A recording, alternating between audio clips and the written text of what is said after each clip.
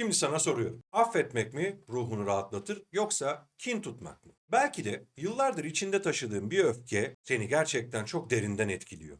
Ve sen bunun farkında bile değilsin. Hatta belki de affetmeyi bir zayıflık olarak görüyor olabilirsin. Ama işin aslı şu. Bu iki duygu seni ya özgürleştiren ya da tutsaklaştıran bir noktaya doğru götürüyor. Bugün bu videoda affetmenin ve kin tutmanın hayatına hangi etkilerde bulunduğunu konuşacağız seninle birlikte. Ve tabii her zaman olduğu gibi senin hangisinin doğru olduğuna karar vermen için birlikte bir yol haritası oluşturacağız. Ama öncesinde senden bir şey istiyorum. Şimdi her ne yapıyorsan hepsini bırak ve bu videoyu sonuna kadar izle. Hazırsan başlayalım.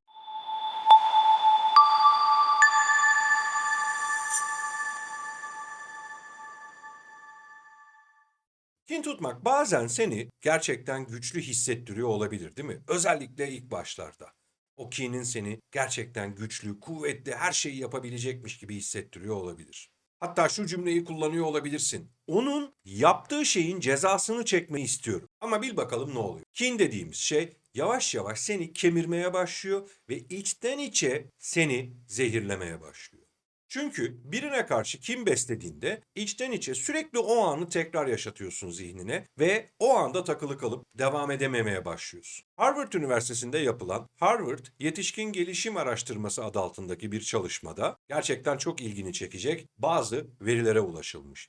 Bu çalışmanın temeli insan mutluluğu ve sağlığı üzerineymiş, hatta yapılan en uzun çalışmalardan bir tanesi. 1938 yılında başlayan çalışmada 724 tane erkek üzerinde çalışma başlatılmış. Ve zaman içerisinde bu kişilerin eşleri, çocukları, aile fertleri de dahil olarak yaklaşık 3000 kişinin üzerinde bir dataya erişilmiş ve tam 85 yıl sonunda ne elde etmişler biliyor musun? Kin tutmanın gerçekten bireyler üzerinde stres bozukluğuna ve fiziksel ve ruhsal sağlığın bozulmana yol açtığını görmüşler. Bir an düşün. Geçmişte sana zarar veren birini affetmediğin her gün zihninin, düşüncelerinin, zamanının ne kadarını o kişiye ayırıyorsun? Ve o anda da kin tuttuğun kişinin umrunda bile değilsin belki de. Ve o yoluna devam ediyor. Peki ya sen? Gerçekten buna değiyor mu? O vakti harcamaya ya da o günü tekrar tekrar yaşamaya. Bunu bir düşün. Kin tutmanın yanında affetmekse bir zayıflık göstergesi değil. Aksine şöyle düşünmeni istiyorum. Ruhunun özgürleşmesini sağlayan çok önemli bir kuvvettir diyebilirim sana. Birçok insan şöyle bir yanılgıya düşüyor. Affettiği zaman karşıdaki kişinin haklı olduğunu kabul etmiş gibi hissediyor. Ama gerçek böyle değil. Affetmek karşıdaki kişiye hak vermek değil. Onun sana yaptığının yanlış olduğunu bilirsin ama bunun senin hayatını kontrol etmesine izin vermezsin. Bu konuda da Stanford Üniversitesi'nin bir araştırması affetmenin kan basıncını düşürdüğünü ve mutluluk hormonları seviyesini arttırdığını ortaya koyuyor.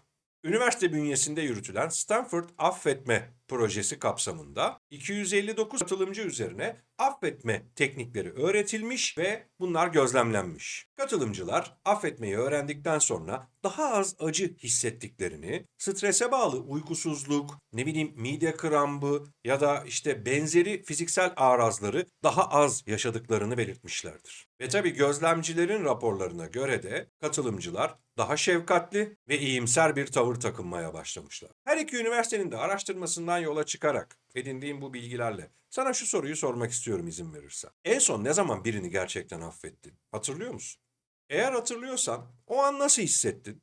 Üzerinden koskocaman bir yük kalkmış gibiydi, değil mi? Şimdi ise şu soruya cevap verelim. Herkes affedilmeyi hak eder mi? Affetmekte karşındaki kişiyi hayatında tutmaya zorunlu değilsin. Hayatından çıkarabilirsin. Hatta bazı insanlar hayatından çıkmalı ama sen onları hala zihninde taşımaya devam etmemelisin. Unutma ki kin tutmaya devam edersen bir şeyler seni o kişiye sürekli bağlı tutacak. Sanki böyle görünmez bağlarla, görünmez zincirlerle ona zincirlenmiş gibi bir tutsak hayatı yaşayacaksın. Ama affetmeyi öğrendiğin zaman aslında o kişiyle alakalı bir durum değil. Kendini özgürleştireceksin. Burada da önemli olan şey affetmeyi kendine verdiğin bir hediye olarak düşün. Çünkü affetmek karşındaki kişiyle değil de tamamen senin kendini daha iyi hissetmenle alakalı bir şey. Ama tabii affetmekle kin tutmak arasında kalıyorsan sana birkaç tane tüyo vereyim. Birincisi, duygularını kontrol altına almaya çalış. Evet, çok kızgın, çok öfkeli, çok sinirli olabilirsin. Ve bu çok normal.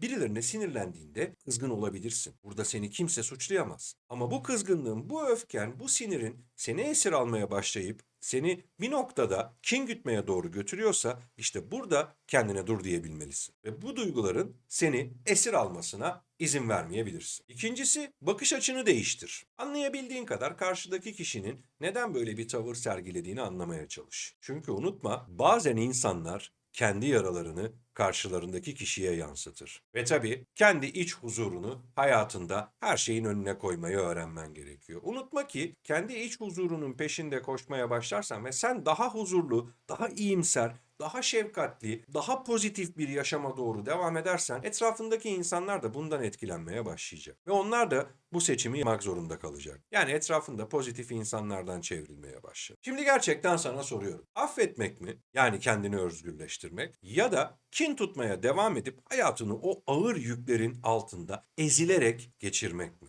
Cevap çok basit ama bu cevabı kendin vermen gerekiyor. Kendi hayatın içinde buna karar da vermen gerekiyor. Bu videodan sonrasında mesela bugün ne yapacaksın? Belki bir kişiyi affetmek için ilk adımı atacaksın. Çünkü sen buna değersin. Geçmişte takılı kalmak yerine bugünü ve geleceği seçip yoluna devam et. Ve kendini özgürleştir. Şimdi ise eğer bu video sana bir şeyler kattıysa aşağıda yorumlara yaz. Bugün kimi affetmeye karar verdin? Hikayeni paylaş ve başkalarına da ilham ol. Aynı zamanda da videonun beğen butonuna tıklamayı, kanalımı takip etmeyi ve bildirimleri de açmayı unutma. Çünkü affetmek sadece bir kişiyle değil, dünyayla barışmaktır. Bir sonraki videoda görüşene kadar kendine iyi bak.